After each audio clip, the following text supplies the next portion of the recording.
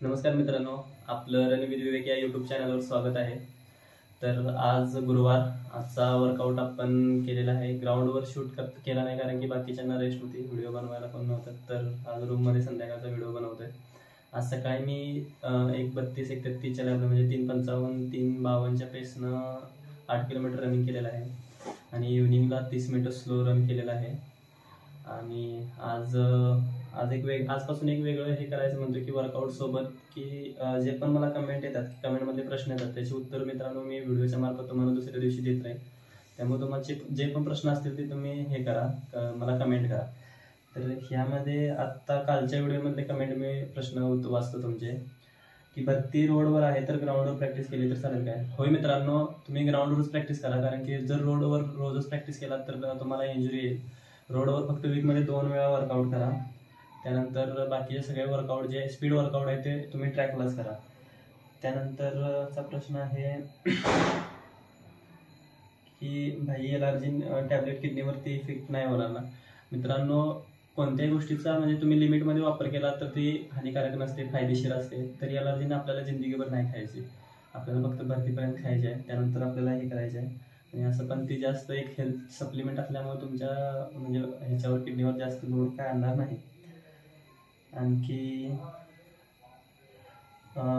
Road आणि ground ह्याच्यात तुमचं हे चालू आहे की रोडला टायमिंग कमी येतं का ग्राउंडला कमी येतं? मित्रांनो, तुम्ही कधीही बघा, ग्राउंडलाच टायमिंग कमी येतं कारण की तुम्हाला चढ उतार नसतात, प्लस ग्राउंडवर हार्ड सरफेस नसतो, रोडला हार्ड सरफेसवर तुमचं एक तुम्ही जे रोडला आता टायमिंग करत असाल कदाचित त्या रोडचं अंतर कमी असेल किंवा एकेकाचा रोड चांगलाही असतो, असं काही हे नाही. त्यानंतर कोल्हापूरला आता कमी दिवस राहिलेत म्हणून तुम्ही जास्त म्हणजे एक्सायटेड होऊ नका. कमी दिवस राहिलेत तर म्हणजे डाएट वाढवा, वर्कआउट वाढवू नका. वर्कआउट आहे ते चालू द्या तुमचं, फक्त बॉडीला स्पीडमध्ये आणा. आता हे शेवटचे काही दिवस स्पीड वर्कआउट करायचे असतात आणि लगातार स्पीड पण करून चालत नाही. स्पीडचं आणि इझीचं कॉम्बिनेशन ठेवा. चांगला मसाज वगैरे घ्या, पाणी घेत राहा. आणखी प्रोटीन वगैरे टाइम टू टाइम घेऊन बॉडीची चांगली काळजी घ्या. जर तुम्ही आजारी पडला या दिवसात तर तुम्ही आजारपणात पण सगळी ताकद निघून जाते. 1-2 गोष्टी करा की आजारी पडू नका, आणखी इंजुरीमध्ये येऊ नका. ह्या गोष्टी आता हे करा.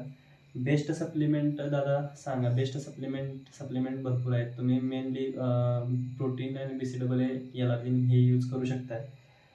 आणि हिलचा वर्कआउट आता काय जास्त हिल तुमच्या होणार नाही. मला वाटतं अजून एक हिल केला तरी चालेल. हिल करताना स्लो हिलमध्ये चढायचं आणि स्लो डाऊन यायचं, असं करा तुम्ही. 40-45 मिनिटं करा हिल्स.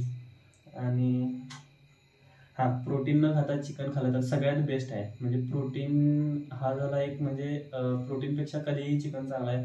जर तुम्ही डेली 100 ग्रॅम 150 ग्रॅम चिकन खात असला तर ते बेस्ट ऑप्शन आहे. कॅप्सूल कोणते आहेत? कॅप्सूल एलर्जिन, L-कार्टिनाइन आणि मायमिजेन्सिन ह्या टॅबलेट यूज करतो वर्कआउटच्या आधी. तर ह्या आजच्या कमेंट झालेल्या आहेत. उद्या पण तुमचे प्रश्न असतील ते कमेंटमध्ये करा, मी लगेच त्यांची उत्तर देईन. आणि फॉरेस्ट ह्याच्यासाठी तुम्ही चांगली काळजी घ्या स्वतःची. थँक्यू. उद्या भेटू.